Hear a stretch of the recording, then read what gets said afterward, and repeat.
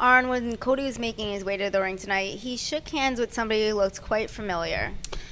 Well, there's a reason for that.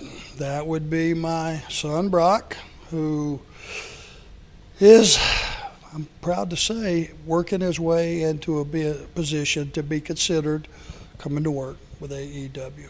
And he was out there paying some dues and watching the show and enjoying the show and just doing some of the things that you need to do in AEW. We all got few jobs. And he was being considered. He had a tryout, and he did well. And, he had a good match and with John Schuyler. And I have to commend him because he's as responsible as Brock is almost. But Brock's going to pay his dues like anybody would. He's going to go through all the trials and tribulations that anybody would to break in this business because it's an honor to be in this business and certainly in this company.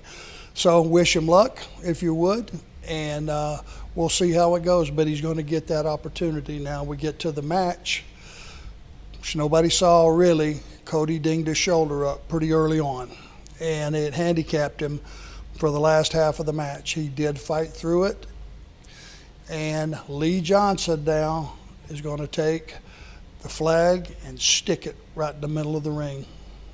He got his first victory. And that may not mean a lot to some people, but this kid, I got the backstory from Tony Khan, and it came right from the horse's mouth. Back when this pandemic started, and a lot of the talent couldn't be here, and they couldn't travel, that kid was the first one here, just asking for a chance, just for an opportunity, week after week after week after week.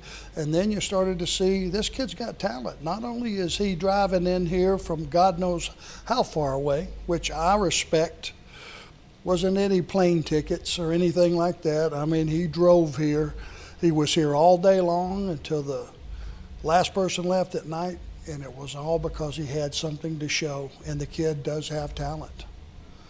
I watched him tonight up close, tremendous aerial, whatever you want to call it, razzmatazz, beautiful offense.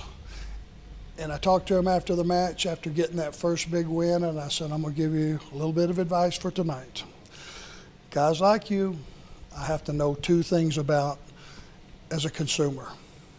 You're not going to get punked out, and you ain't going to stay down unless you're unconscious. And that's what I took from Lee.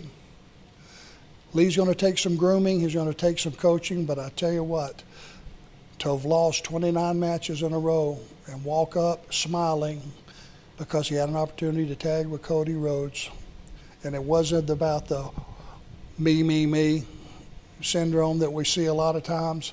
I'm so glad he was in that scenario where he could get that first big win. And guess what? I'm going to spend some time with Lee Johnson.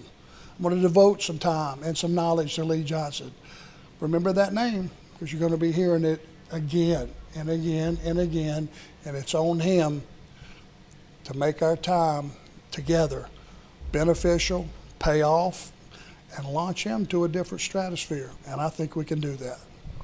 Thanks, Arn, and best of luck to Cody. I think it's going to be okay. Cody's a tough son of a bitch. He ain't going to stay down either. That's why he is who he is.